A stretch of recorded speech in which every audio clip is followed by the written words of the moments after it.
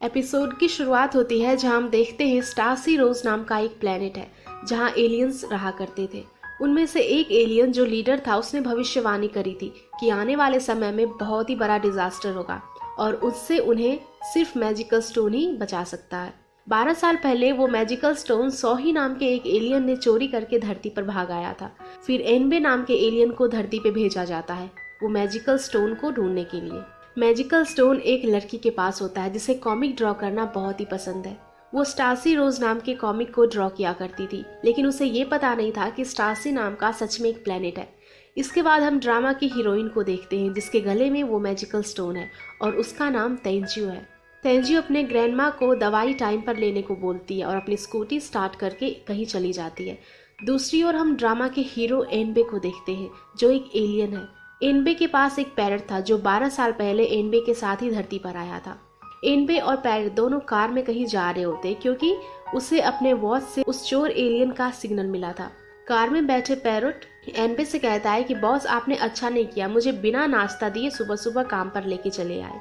दूसरी ओर तेंजू एक बिल्डिंग के अंदर जाती है जहाँ उसकी फ्रेंड बे सेंसेन पहले से वहाँ होती है। तेंजियो और सेंसेन उस बिल्डिंग में एक लकी बॉल ढूंढने गए थे क्योंकि चाइना का फेमस कार्टूनिस्ट फेंग लुइंगिंग का फैन मीटिंग था और फैन मीटिंग में ज्यादा भीड़ ना लगे इसीलिए कंपनी वाले लकी बॉल का प्रोग्राम रखा था। जिसके पास वो लकी बॉल रहेगा वही फेंग से मिल सकता है। तेंजियो जल्दी से उस मशीन के पास जाती है और वो मशीन खोलकर लकी बॉल ढूंढना शुरू करती है। वही उसकी फ्रेंड सेंसेन लाइव स्ट्रीम करती है और तेंजियो के ड्रीम के बारे में बताती है। तभी तेंजियो सेंसेन से कहती है कि मैं तुम्हें यहाँ बॉल ढूंढने के लिए लाई थी, ना कि लाइव स्ट्रीम करने के लिए। लेकिन सेंसेन तेंजियो का बात अनसुना करके लाइव स्ट्रीम करने लगती है। तेंजियो बॉल ढूंढ रही थी तभी मशीन से म्यूजिक बजने लगता है और सेंसेन जल्दी से बॉल ढूंढना शुरू कर देती है। तभी बाहर खड़े सिक्योरिटी गार्ड म्यूजिक की आवाज से मशीन की तरफ जाते हैं। सेंसेन गार्ड को आता देख जल्दी से तेंजियो को भागने बोलती है। सेंसेन जल्दी से भाग जाती है लेकिन तेंजियो का हाथ वहीं अटक जाता है और वो भाग नहीं पाती। सिक्योरिटी गार्ड मशीन के पास आते हैं और उनकी नज़र तेंजियो पर नहीं जाती है और वो सेंसेन के पीछे भागते हैं। सेंसेन अपना जैकेट चेंज करके भीड़ में घुस जाती है। वहीं ड्रामा का हीरो एनबे भी पैरट के साथ ऊपर खड़ा होता है।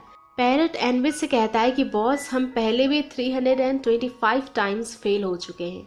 हर बार हमें सिग्नल मिलता है लेकिन मिलता कुछ भी नहीं है। तभी एनबे की आंखों से पर्पल लाइट निकलती है। उसके मैजिकल पावर की वजह से सारे आदमी फ्रीज हो जाते हैं। तभी हम वहाँ मैजिकल स्टोन चोरी करने वाले सोही को देखते हैं जिसके ऊपर मैजिक का कोई असर नहीं होता। तभी सोही का नजर सेंसेन पर जाता है और वो उसे देखने लगता है। तभी एनबे क्राउड के पास आता है और कहता है कि सोही के ऊपर मैजिक का असर नहीं हुआ होगा और वो अभी भी हिल रहा होगा। एनबे थोड़ा आगे बढ़ता है। तभी तेंजियो एनबे को आवाज लगाती है। तेंजियो को हिलता देख एनबे और पैरट दोनों शॉक रह जाते हैं। तभी पैरट कहता है कि बॉस कहीं ये वही तो नहीं। तो एनबे कहता है कि नहीं, ये तो एक लड़की है। पैरट कहता है कि वो लड़की तो नहीं बन गया है। तब एनबे तेंजियो को अपने वॉच से स्कैन करता है लेकिन वॉच एनबे को बताता है कि ये 100% ह्यूमन ही है। इसके बाद एनबे तेंजियो को अपने आंखों से कंट्रोल करने की कोशिश करता है लेकिन वो कर नहीं पाता और तेंजियो पैरट और एनबे दोनों की आवाज सुन और समझ भी पा रही थी। इससे वो दोनों और भी शॉक हो गए। ये सब इसीलिए हो रहा था क्योंकि तेंजियो के गले में जो मैजिकल स्टोन था। इसके बाद तेंजियो एनबे को मशीन में फंसे हाथ को निकालने के लिए बोलती है।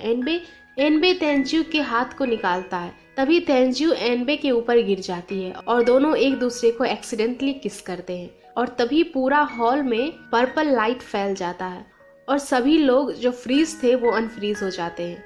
वहीं दूसरी ओर अनफ्रीज होने के बाद सेंसेन गिरने लगती है। तभी सोही उसे पकड़ लेता है और गिरने से बचा लेता है। इसके बाद तेंजियो दौड़ के बिल्डिंग से बाहर जाती है और सेंसेन को फोन करके बताती है कि उसकी फर्स्ट प्रेशियस किस एक रैस्कल ने चुरा लिया और बताती है कि उसे आज एक अच्छा लड़का मिला है। जिसपे तेंजियो गुस्सा हो जाती है और कहती है कि मेरे साथ सब गलत हो रहा है और तुम उस लड़के के साथ फ्लर्ट कर रही हो, और ये बोलकर फोन रख देती है। इसके बाद तेंजियो घर जाती है और अपने ग्रैंडमा को ढूंढती है। ग्रैंडमा तेंजियो को बताती है कि घर में एक चूहा है, उसे मारो। तेंजियो चूहा मारने के चक्कर में पूरा घर का सामान इधर उधर कर देती है। इस पर घर की मालकिन मिस्किन आती है और तेंजियो को बात करने बाहर बुलाती है। तेंजियो बाहर मिस्किन के पास जाती है जहाँ मिस्किन तेंजू को कहती है कि तुम 21 साल की हो गई हो, रिस्पॉन्सिबल नहीं बन सकती तो कम से कम मेरे लिए ट्रबल मत बनो। और बताती है कि तुम्हारे पापा मुझसे उधार लिए और ऊपर से तुम और तुम्हारी ग्रैंडमा पिछले 10 साल से मेरे पैसों पर जी रहे हो।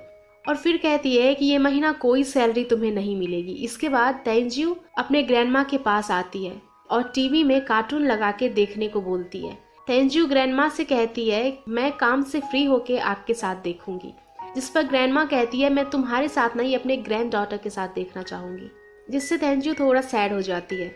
इसके बाद तेंजू ग्रैंडमा को बताती है कि मैं कल फेंग से मिलने वाली हूँ, जिसके बाद हमारी लाइफ बदल जाएगी और हम यहाँ से एक नए और बड़े घर में शिफ्ट हो जाएंगे और बड़ा टीवी लेंगे जहाँ आप बड़े टीवी में कार्टून देखना। और फिर तेंजू एक टेबल के पास बैठकर वो लकी बॉल देखने लगती है। वहीं दूसरी ओर एनबे अपने घर जाता है जहाँ वो लीडर से बात करता है। लीडर एनबे से थीफ के बारे में पूछता है, लेकिन एनबे ना में जवाब देता है। इसके बाद लीडर एनबे को कहता है कि 12 साल हो गए, तुम अभी तक ढूंढ नहीं पाए, जिस पर एनबे एक और मौका मांगता है, जिस पर लीडर कहता है अगर इस बार फेल हुए तो मैं किसी और को भेजूंगा और तुम्हें वापस आना होगा। दूसरी ओर तेंजू मिस्किन से पूछती है क्या मैं अपना काम खत्म करके अपने पेरेंट्स के पास जा सकती हूँ। मिस्किन जाने का परमिशन दे देती है। इसके बाद अपना काम खत्म करके तेंजू अपना स्कूटर लेके एक बच्ची के पास जाती है और अपना कॉमिक ड्राइंग उसको दे देती है। वो बच्ची तेंजू को तेन तेन करके बुलाती है और फिर उसके बाद वहाँ से तेंजू अपने पुराने घर जाती है जहाँ वो अपने पेरेंट्स के साथ रहती है। वो वहाँ जाने के बाद अपने मॉम डैड का फोटो निकालती है और एक कैंडल जलाती है और कुछ फ्रूट फोटो के सामने रखती है और उसके बाद वो अपने मॉम डैड के फोटो से बात करती है और बताती है कि वो और ग्रैंडमा दोनों ठीक है और फेंग से मिलने के बाद उसकी करियर बन जाएगी। तभी वो किस के बारे में बताना शुरू करती है और जैसे वो बताना शुरू करती है उसकी सारी आवाज़ एनबे को सुनाई देती है। एनबे शॉक हो जाता है कि आवाज़ कहाँ से आ रहा है और फिर उसके बाद वो पैरट से पूछता है कि तुम्हें कोई आवाज़ भी सुनाई दे रही है। पैरट ना में जवाब देता है। बहुत देर आवाज़ आने के बाद एनबे बोलता है कौन बोल रहा है और ये आवाज़ सीधा सीधा तेंजू को सुनाई देता है। तेंजू आवाज़ सुनकर डर जाती है और इधर उधर देखने लगती है और भूत समझकर वहाँ से भागने लगती है अपने स्कूटर से और रास्ते में रुककर पुलिस को फ़ोन करती है और एड्रेस बोलती है। ये एड्रेस एनबे भी सुन लेता है और आने लगता है। तेंजू वहाँ से भागना शुरू करती है और थोड़ी दूर जाकर अपने स्कूटर के साथ गिर जाती है और बेहोश हो जाती है। दूसरी ओर मिस्किन और गुफिया दोनों डिनर कर रहे थे। तब गुफिया मिस्किन से कहता है कि हम शादी के बाद यहाँ से एक नए फ्लैट में चलेंगे, उसका डाउन पेमेंट करने में थोड़ा पैसा कम है, इसीलिए तुम इस स्टोर को बेच देना और उस लड़की और उसकी ग्रैंडमा को यहाँ से जाने बोलो। और ये कहकर चला जाता है। वही तेंजू रोड पर बेहोश थी। तभी एनबे आता है। तेंजू को रोड पर गिरा देख अपने वॉच से पूछता है क्या हुआ, जिस पर वॉच बोलता है ये बेहोश है और होश में लाने के तरीके बताता है। एनबे तेंजू को होश में लाता है। होश में आने के बाद एनबे तेंजू से पूछता है तुम बेहोश कैसे हुई, जिस पे तेंजू कहती है एक भूत मेरा पीछा कर रहा था, रोड ना दिखने की वजह से मैं गिर गई। ये सुनकर एनबे कहता है कि मैं घोस्ट नहीं हूँ, जिस पर तेंजू कहती है फिर मैं तुम्हारा आवाज कैसे सुन रही थी। इस पर एनबे कहता है यही मैं तुमसे पूछना चाहता हूँ। उसके बाद तेंजू को लगता है कि एनबे उसे वो लकी बॉल लेने आया है। एनबे कहता है मुझे बॉल नहीं चाहिए, जिससे तेंजू कहती है कि तुम मेरा पीछा क्यों कर रहे हो, तुम मुझ में इंटरेस्टेड हो क्या। ये सुनकर एनबे कहता है हाँ, और इसीलिए तुम मेरे साथ चलो यहाँ से। और इसी के साथ ये एपिसोड यहीं पर ख़त्म हो जाता है। एपिसोड 2 की शुरुआत होती है जहाँ हम देखते हैं तेंजू एनबे से कहती है तुम मुझे पसंद करते हो इसीलिए मेरा पीछा कर रहे हो। एनबे कहता है कि हाँ तुम सही हो और इसीलिए तुम्हें अब मेरे साथ चलना होगा। तेंजू किसी तरह से एनबे का ध्यान भटकाकर वहाँ से अपना स्कूटर लेके भाग जाती है। दूसरी ओर एनबे अपने पैरट से टैब पर लिखकर बात करता है जिससे तेंजू को कुछ सुनाई ना दे, जिससे पैरट बोलता है कब तक ऐसे चुप रहोगे, क्या ऐसे ही वापस स्टारसी रोज जाओगे। घर पहुंचने के बाद तेंजू धीरे से गेट खोलकर अंदर जाती है। अंदर आने के साथ मिस्किन आ जाती है और पूछती है कि अभी तक तुम कहाँ थी। तेंजू बताती है कि एक रैस्कल उसका पीछा कर रहा था और वो गिर गई थी। इसके बाद मिस्किन तेंजू को पास बुलाती है और बताती है कि वो ये घर बेचकर गुफिया के साथ फ्लैट में शिफ्ट होगी और इसीलिए तुम अपने और अपने दादी के लिए जगह ढूंढ लो। इसके बाद तेंजू अपने ग्रैंडमा के पास जाती है और पूछती है ग्रैंडमा आप कार्टून क्यों नहीं देख रहे हो। ग्रैंडमा कहती है लाइट नहीं है। इसके बाद तेंजू अपने ग्रैंडमा को अपना कॉमिक ड्राइंग देती है, जिससे ग्रैंडमा खुश हो जाती है और फिर सो जाती है। दूसरी ओर एनबे पैरट को क्वांटम सी के बारे में बताता है, जहां स्टारसी रोज के एलियन का मेमोरी स्टोर रहता है। वहीं तेंजू अपने टेबल के पास जाकर बैठ जाती है और ग्रैंडमा के साथ कहाँ रहेगी उसके बारे में सोचती है। फिर तेंजू सोचती है कि सेंसेन के घर पे रह सकती है, लेकिन फिर वो सोचती है उसका घर तो छोटा है। उसके बाद तेंजू कॉमिक ड्रॉ करने लगती है और फिर सोचने लगती है कि मैं मेन कैरेक्टर कैसे बनाऊं। इसके बाद तेंजू बनाते बनाते सो जाती है और क्वांटम सी पहुंच जाती है और सोचने लगती है वो कोई सपना तो नहीं देख रही है। फिर उसे एक आवाज सुनाई देता है। वो क्वांटम सी में है, जहां स्टारसी रोज प्लेनेट का मेमोरी स्टोर रहता है। जो जिसका भी टेलीपैथी मैच होता है उसका यहाँ शादी होता है। ये सुनकर तेंजू एक्साइटेड होने लगती है और ये सभी चीज को नोट करने के लिए पेन पेपर ढूंढती है। फिर तेंजू सोचती है कि कोई सेलिब्रिटी उसका पार्टनर होगा। तभी उसको पता चलता है कि उसका पार्टनर 30 सेकेंड बाद दिखाई देगा। 30 सेकेंड बाद जब एनबे वहां आता है, उसे देख तेंजू कहती है कि तुम यहाँ। ये सुनकर एनबे कहता है कि मैं भी तुमसे यही पूछ रहा हूँ, तुम यहाँ क्या कर रही हो। फिर एक आवाज क्वांटम सी से आती है कि अब तेंजू और एनबे दोनों लीगली मैरिड हैं। दोनों में से कोई इस शादी को एक्सेप्ट नहीं करना चाहते थे और डिवोर्स कर रहे थे। तभी क्वांटम सी से आवाज आती है, अगर दोनों शादी से खुश नहीं हो तो एक दूसरे को दोबारा किस करके ये शादी खत्म कर सकते हो। इसके बाद एनबे किस करने आगे बढ़ता है। तभी तेंजू चिल्लाती है और वो अपने आप को अपने घर में पाती है। इसके बाद हम एनबे के घर का सीन देखते हैं, जहाँ पैरट और एनबे एक दूसरे से बात कर रहे थे।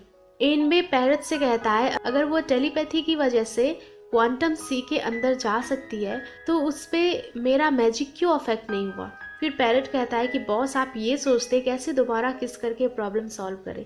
इसके बाद तेंजू सेंसेन के साथ ड्रीम के बारे में बात कर रही थी, क्योंकि उसे अभी भी एक सपना लग रहा था। इसके बाद दोनों फैन मीटिंग में जाते हैं। वहां जाने के बाद तेंजू वो लकी बॉल देती है। काउंटर पे बैठे लोग तेंजू को अंडरवेट करने बोलते हैं, लेकिन गार्ड उन्हें बताते हैं कि सिर्फ एक आदमी ही जा सकता है। इसीलिए सेंसेन बाहर रुक जाती है और अपना लाइव स्ट्रीमिंग करने लगती है। तभी एक आदमी तेंजू के पास आता है और बताता है कि फेंग नहीं मिल रहा है। फेंग का पीए उन्हें टॉयलेट में ढूंढता हुआ जाता है और ढूंढ लेता है। तभी वहां एनबे आ जाता है और पीए को फ्रीज कर देता है और फेंग को हिप्नोटाइज कर लेता है। दूसरी ओर सेंसेन को सॉ ही मिलता है, जो उसे टिकट ऑफर करता है और लेके अंदर जाता है। इसके बाद प्रोग्राम अरेंज करने वाले फेंग के ना मिलने पर परेशान हो रहे थे और उन्होंने तेंजू को फेंग के बदले स्टेज पर भेजने का डिसाइड किया था। इसके बाद तेंजू स्टेज पर आती है और स्टारसी रोज कॉमिक के बारे में बताती है। स्टेज के नीचे लोग तेंजू को जाने कहते हैं और उसके ऊपर सामान फेंकने लगते हैं। ये देख एनबे फेंग को स्टेज पर भेजता है। फेंग को देखने के बाद पब्लिक शांत हो जाती है और फेंग को एनबे कंट्रोल करके अपने वर्ड्स बुलवाता है। इसके बाद तेंजू से स्टोरी के इंस्पिरेशन और स्टारसी रोज के बारे में पूछता है। तब तेंजू बोलती है उसे बचपन से एलियन की कॉमिक ड्रॉ करना पसंद था और स्टारसी रोज साउंड अच्छा करता है, इसीलिए इसके बाद फेंग उससे रूम में वेट करने बोलता है और कहता है फैन मीटिंग के बाद मैं मिलूंगा। अंदर रूम में बैठकर तेंजू फ्यूचर के बारे में सोच रही थी। तभी वहाँ एनबे आ जाता है और इसी के साथ ये एपिसोड यहीं खत्म हो जाता है। तो अगर आप लोगों को ये एपिसोड पसंद आई हो तो प्लीज़ वीडियो को लाइक कर देना और चैनल को भी सब्सक्राइब कर देना। Thank you.